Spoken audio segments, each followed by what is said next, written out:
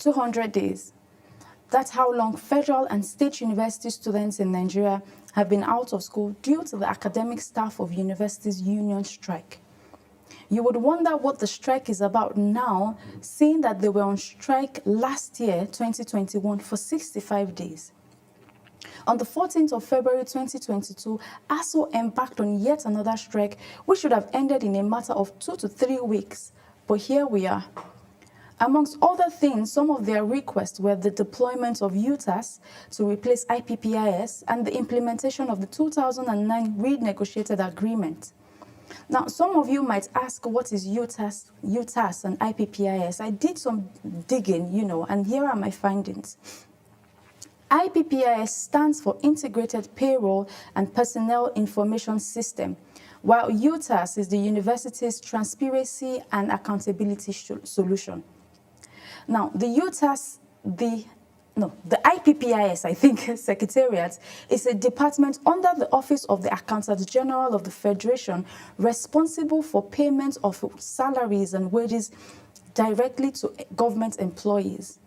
Now, although the Secretariat was established to solve the issue of, monthly payroll and restore confidence in staff costings and budgeting, the system has failed woefully to achieve its aim and objectives and has instead contributed to about 75% of the problem facing the Nigerian university sector. I mean, you can imagine a sector that was created to solve a problem now becoming a huge part of the problem. I mean, we see this every day in every sector of the economy, but we pay no attention to these things until they become a huge issue. The IPPIS system has reported several issues ranging from omission of staff on payrolls, amputated salaries, delayed payments, and so on. According to Nigeria's Auditor General, in its 14 years in operation, IPPIS has recorded over 3.96 billion in fraud. Can you imagine? I mean, just imagine what this could have done for the sector. Ahmed Idris, the former Accountant General of the Federation, was recently apprehended for fraud involving the IPPI. As a nation, we're not surprised because people who are placed in power often tend to abuse the power. And basically, all they want to do is have their own share of the national cake, or the national pie, as they say. Due to these issues surrounding the IPPI system, ASUU created the UTAS system and requested that this should be used in place of IPPIS as the payment platform for Nigerian universities.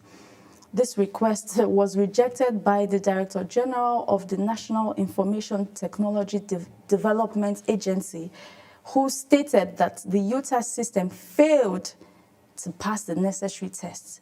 I mean, what is the necessary test?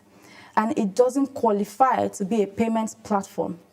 Now, ASUU has gone back to make further technical changes to the UTAS system to ensure that it passes the test and, should be used as a payment platform for the Nigerian universities.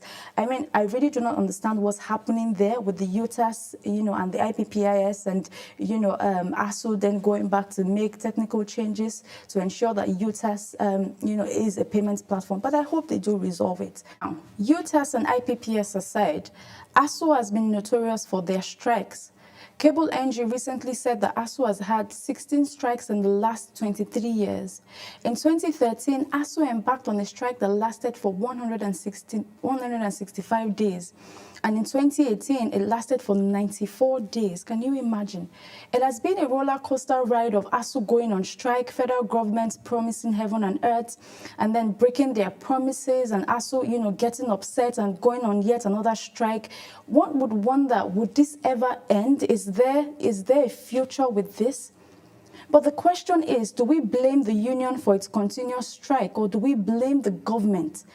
Bearing in mind that all the union is asking for is improved funding for universities and also increased salaries for lecturers who are lecturing the students.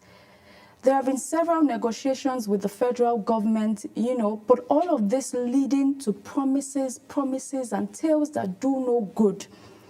Unfortunately, these demands cannot be met due to the current budget allocation for the educational sector.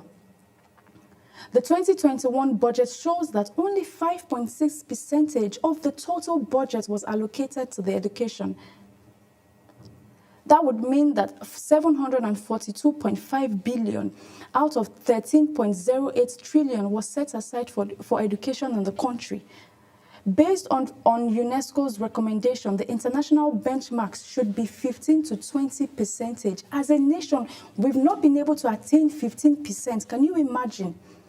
In 2011, under the leadership of Goodluck Jonathan, the budgetary allocation was 9.3%. In 2015, we saw an increase to 10.7%, after which it has gone downhill to where we are now, 5.6%. Can you imagine? The deplorable state of universities can be attributed to this scarce allocation of resources to the education sector. Some universities' facilities are depleted and in deplorable state. I mean, take for instance the Obafemi Awolowo University. It reported that several halls needed renovation in 2019 because they were depleted and in deplorable states. Until date, most of those halls have not been renovated. To daily trust, the physical structure of many universities are substandard. Books are either out of date or not available. The conduct of examinations do not even meet the minimum requirements. And the standard of learning and living is inappropriate. I mean, this inadvertently affects the quality of education students receive. And that's why you hear the word half-baked graduates. I mean, graduates that comes out of the university, but they don't really know what they're meant to do, which then affects the labor market and indirectly affects the economic growth and the GDP of the country. Now, do we sit and fold our arms while ASUU determines the fate of our youth? And do we also sit while the government do nothing about this ASUU strike? What's your take?